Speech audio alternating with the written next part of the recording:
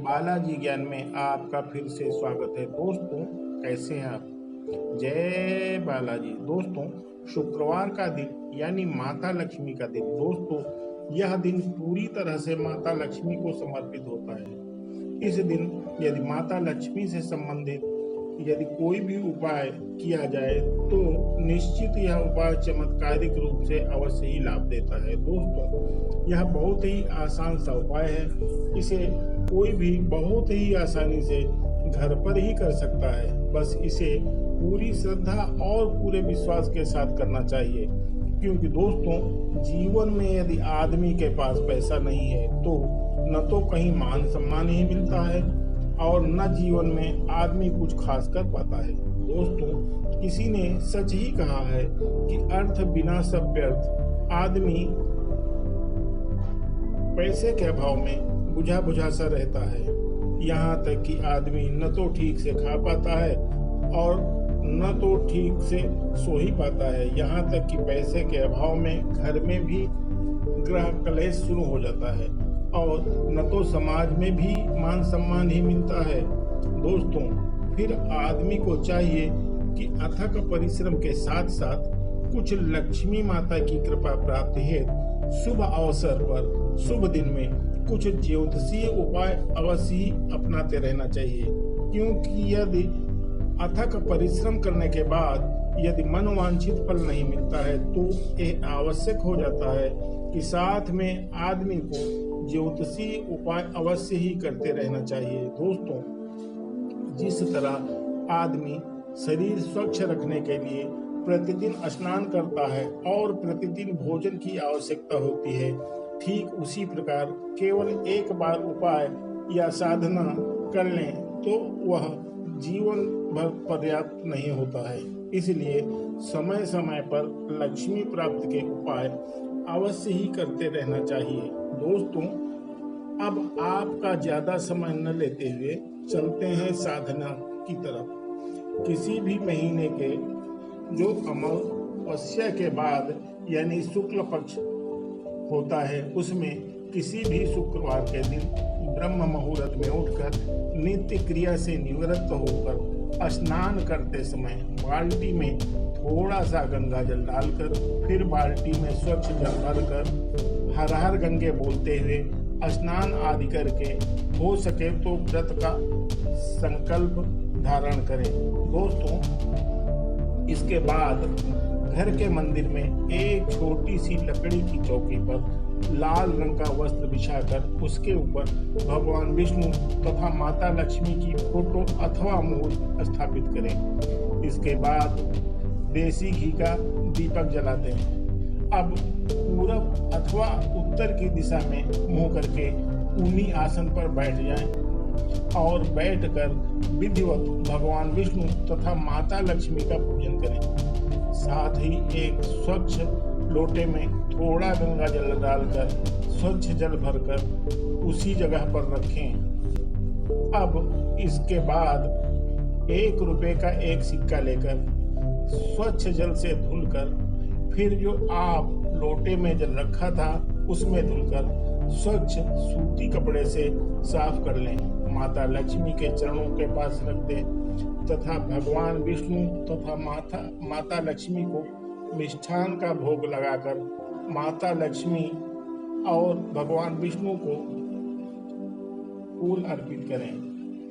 इसके बाद दोनों हाथ जोड़कर विनती करें और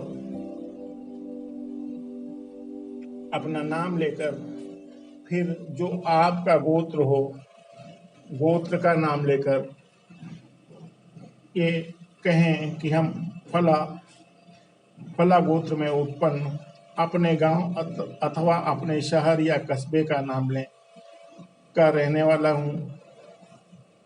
इस प्रकार बोलते हुए दाहिने हाथ में जल लेकर बोलें कि हे परम पिता परमेश्वर, हम 1 रुपए का सिक्का सिद्धि करने हेतु लगभग 5000 मंत्र का जप करूंगा। मंत्र इस प्रकार है: ओम श्रीम क्लीम। मंत्र का जप करने का संकल्प लेता हूँ और जल पृथ्वी पर डाल दें। अब कमल गट्टे अथवा स्फटिक की सिद्धि माला, जिसे जागृत माला भी कहते हैं, क्योंकि यदि माला सिद्धि अथवा जागृत नहीं होती है तो मंत्र जप का पूरा लाभ नहीं मिलता है। इसलिए यदि आपके पास जागृत माला नहीं है तो फिर आप पहले माला को जागृत अवश्य ही कर लें।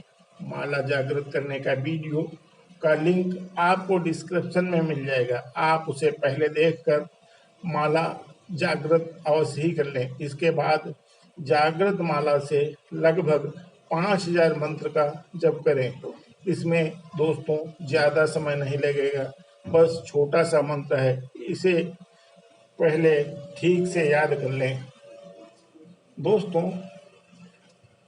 मंत्र भी आपको डिस्क्रिप्शन में लिखा मिल जाएगा। यदि बीच में आपको किसी कारणवश उठना पड़ता है तो दाहिने हाथ में जल लेकर धीरे से बोल दें कि मैं जितना भी मंत्र जप किया हूँ ब्रह्म को अर्पित करता हूँ, और फिर यह जल पृथ्वी पर छोड़ दें और आसन को मोड़ते हुए उठ जाएं। अब यदि आपको भूख लगी है तो फलाहार कर लें, और यदि आप वॉशरूम प्रयोग करना चाहते हैं तो फिर से स्नान आदि करके धुले वस्त्र धारण करके इसके बाद आप फिर से मंत्र जप के लिए बैठ जाएं। इसमें इस बात का ध्यान रखना है कि जप के दौरान माला हाथ से छूटने न पाए। दूसरी चीज यह कि आप एक कटोरी में मखाना को ले लें तथा जब एक माला पूरी हो जाए तब एक मखाना दूसरी कटोरी में एक पीस रख दें। इससे आपको गणना करने में आसान रहेगा। इसके बाद जब लगभग 5000 मंत्र पूरे हो जाएं, तब आपको अगले दिन लगभग आधा घंटा तक या अधिकतम जितना ज़्यादा से ज़्यादा हो सके इसी मंत्र से यज्ञ करना है। यूँ समझें कि आपको हवन करना है। यज्ञ करते समय आम की लकड़ी हो तो बहुत ही अच्छा है, यानी यूँ माने कि आम की ही लकड़ी होनी चाहिए। इस प्रकार लकड़ी इस प्रकार लगाएं यज्ञ के लिए कि सबसे पहले उत्तर की समिधा, यानी जो लकड़ी आप रखें वो सबसे पहले उत्तर की तरफ रखें। इसके बाद पूरब की समिधा यानी पूरब की तरफ लकड़ी रखें। फिर पश्चिम की समिधा यानी पश्चिम की तरफ लकड़ी रखें, और अंत में दक्षिण की तरफ लकड़ी रखें। अब हवन सामग्री जो खरीदें वह 3 महीने से ज्यादा दिन की बनी न हो। पैकेट के ऊपर देख लें। अब कपूर से अग्नि प्रज्वलित करें। अब 1 रुपए का सिक्का अग्नि को समर्पित कर दें। इसके बाद लगभग आधा घंटा मंत्र बोलते हुए यज्ञ करें। जब यज्ञ ठंडी हो जाए तब उस सिक्के को निकाल लें। अब इसके ऊपर थोड़ा देसी घी में सिंदूर मिलाकर सिक्के के ऊपर जिस तरफ 1 रुपये लिखा होता है उसी तरफ सिक्के के ऊपर श्रीम लिख दें तथा लाल कपड़े में लपेटकर जहां आप पैसा रखते हैं उसी स्थान पर रख दें। दोस्तों आप देख लेना, चमत्कार हो जाएगा। चारों तरफ से पैसे की आवक शुरू हो जाएगी, या यूं कहें कि रुपयों की बरसात होने लगेगी। दोस्तों यज्ञ करते समय इस बात का ध्यान रखना चाहिए कि बीच में नहीं उठना है। दोस्तों यह जानकारी आपको कैसी लगी कमेंट के माध्यम से अवश्य ही बताएं, तथा यदि आपको कुछ पूछना है तो आप पूछ भी सकते हैं। यदि आपकी कोई और परेशानी चल रही है तो आप बता सकते हैं। अगला वीडियो हम उसी टॉपिक पर बनाएंगे। दोस्तों यदि आप अभी तक चैनल को सब्सक्राइब नहीं किया है तो सबसे पहले इसे अवश्य ही सब्सक्राइब कर लें, घंटी के बटन को दबा दें ताकि आने वाला वीडियो आपसे मिस न हो। इसे लाइक करें, शेयर करें ताकि इसकी जानकारी सभी लोगों तक पहुंच सके, और कमेंट में जय मां लक्ष्मी अवश्य लिख दें ताकि लक्ष्मी माँ की कृपा से आपकी मनोकामना की पूर्ति हो। आप स्वस्थ रहें, मस्त रहें। हमारे साथ भी, हमारे बाद भी।